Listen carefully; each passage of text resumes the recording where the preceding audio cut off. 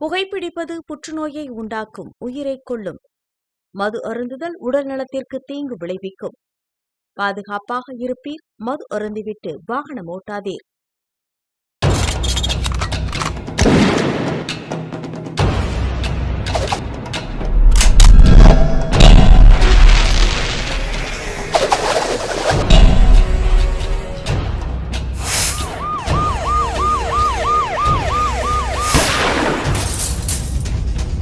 கோப்பியம், உண்மையும் பின்னணியும். வணக்கம்.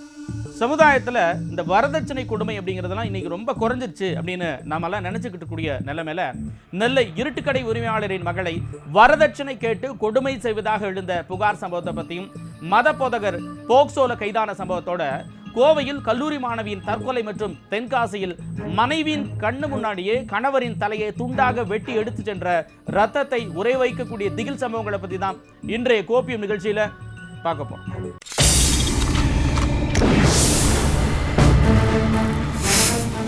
வரதட்சணையாக கேட்கப்பட்ட நெல்லை இருட்டுக்கடை.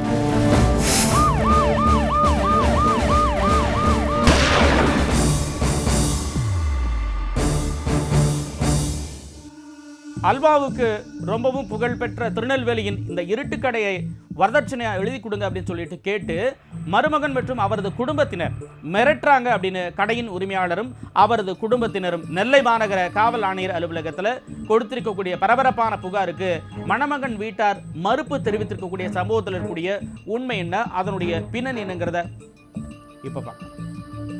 திருநெல்வேலியில் நெல்லையப்பர் கோவில் எதிரில் பல ஆண்டு காலமாக இயங்கி வரும் இருட்டுக்கடை அல்வா கடையை தற்போது கவிதா சிங்கும் அவரது கணவர் ஹரிசிங் ஆகியோரும் கவனித்து வரும் நிலையில் இவர்களது மகள் ஸ்ரீ கனிஷ்காவிற்கு கோயம்புத்தூரைச் சேர்ந்த அவர்களின் உறவினரின் மகன் பல்ராம் சிங் என்பவருக்கும் கடந்த பிப்ரவரி மாதம் மிக பிரம்மாண்டமாக பலரும் வியந்து போகும் அளவிற்கு திருமணம் நடந்து முடிந்தது.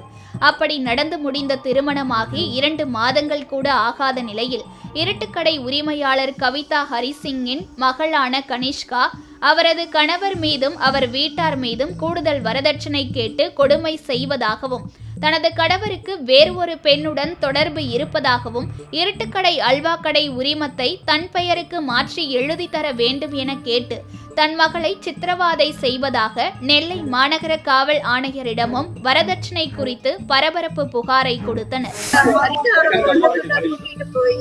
அவளுக்காக அடிமையா இருந்து அவளுக்கு எதை செய்யலன்னா சூசைட் அளவுக்கு நான் உனக்கு ரிட்டர்ன் பண்ணிடுவேன். அண்ணாலும் தம்பியா சேர்ந்து என்னைய டைவர்ஸ் கொடுத்துரு, உன் வாழ்க்கை இவ்வளவுதான், நீ டைவர்ஸ் கொடுக்கற அப்படின்னா அந்த பொண்ணோட லிவிங்ல இருப்பேன். அவங்க அப்பாவும் அந்த அண்ணன் தம்பி 2 பேரும் சேர்ந்து உங்க அம்மா கிட்ட இந்த ரூபா வாங்கிட்டு வந்து மிரட்டி என்னை அனுப்பிட்டாங்க. கொலை மிரட்டலே பண்ணிட்டாங்க, பிசிக்கலாவும் இது பண்ணிட்டாங்க.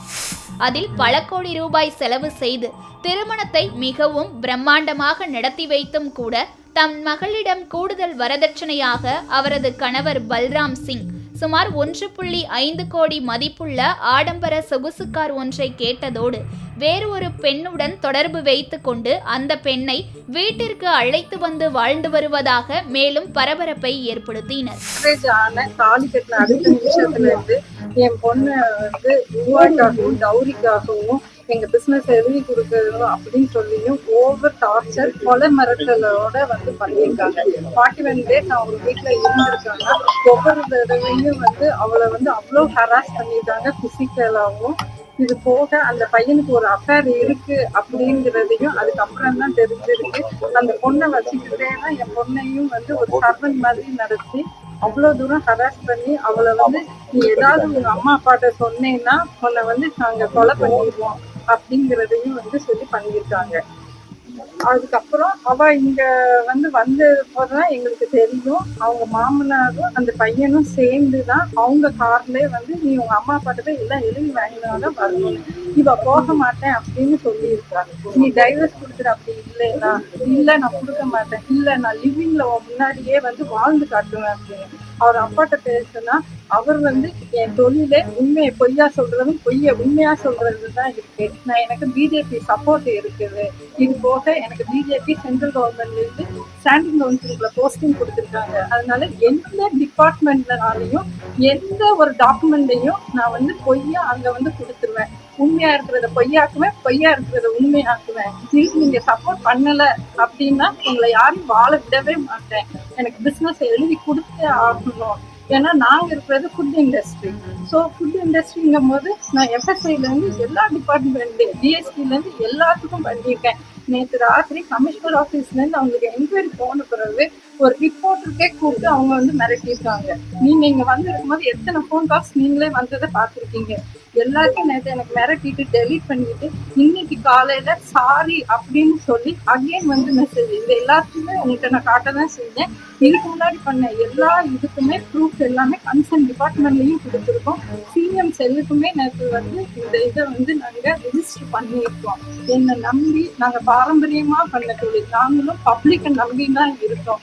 அப்படி இருக்கும்போது எங்களுக்குன்னு எத்தனையோ குடும்பங்கள் வந்து இந்த தொழிலை நம்பி நாங்க இருக்கோம். அந்த வாழ்வாதாரத்துல போய் கை வைக்கிற மாதிரியே அவங்க ஒவ்வொரு தடவையும் வந்து த்ரெட்டன் பண்ணிட்டு இருக்காங்க. எனக்கு கமிஷனர் ஆஃபீஸ்ல கம்ப்ளைண்ட் கொடுத்ததுக்கு அப்புறமுமே ஒரு ரிப்போர்ட்டர் கூப்பிட்டு அவங்க வந்து த்ரெட்டனிங் பண்றாங்கன்னா நான் பிஜேபி அப்படிங்கிறத வச்சு அவங்க த்ரெட்டனிங் பண்றாங்க.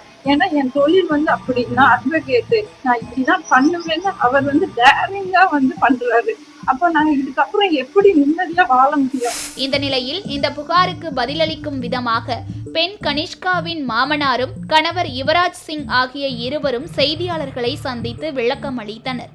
அதில் இருட்டுக்கடையை அவர்கள் மோசடி செய்து அவர்களின் பெயருக்கு மாற்றிய தகவல் வெளியே தெரியாமல் இருக்கவும், தன்னுடைய மகன் அவர்களின் வீட்டு மாப்பிள்ளையாக செல்லவில்லை என்றதால் தான் இந்த விவகாரம் ஆரம்பித்ததாகவும் குற்றம் சாட்டியுள்ளனர். மேலும் திருமணத்திற்காக 1 ரூபாய் கூட நாங்கள் வரதட்சணை வாங்கவில்லை என்றும், திருமணத்தின் போது அவர்களுடைய மகளுக்காக அவர்கள் ஒரு சூட்கேஸில் கொடுத்த நகையையும் அவர் செல்லும் போது எடுத்து சென்று விட்டதாகவும், அந்த பெண்ணின் பெயரில் அன்பளிப்பாக கொடுத்த காரும் கூட அவர்களின் வீட்டிலேயே தான் இருப்பதாக கூறிய அவர்கள் தேவையில்லாமல் அவதூறான பொய் குற்றச்சாட்டுகளை கூறுவதாகவும் பெண் வீட்டார் மீது பரபரப்பு குற்றச்சாட்டை வைத்தனர். என்னுடைய பையனுக்கும் அந்த பெண்ணுக்கும் ப்ராப்ளம் ஏற்பட்டது உண்மை. ஏன்னா அந்த பெண் வந்து இரவு நேரத்தில் பல பேர்த்துக்கிட்ட இருந்து கால்ஸ் வர்றது, வெளியில் போனால் 4 மணி நேரம் 5 மணி நேரம் கழித்து வர்றது, இதெல்லாம் என் பையன் கேட்க போக ப்ராப்ளம் ஆகும். இது வந்து ஒரு சிங்கிள் சைல்டாக வளர்ந்த பொண்ணுங்க, அது மாதிரி சனியாக இருந்தப்போ நிறைய பேர்த்துக்கிட்ட பேசி பழக்கம், அதை தப்பாக எடுத்துக்காதீங்க அப்படின்னு சொன்னப்போ ஒரு லிமிட்டுக்கு மீறி போனதுக்கப்புறம் அவங்களுக்குள்ளார பிரச்சனை அது வெடிக்க ஆரம்பிச்சிருச்சு.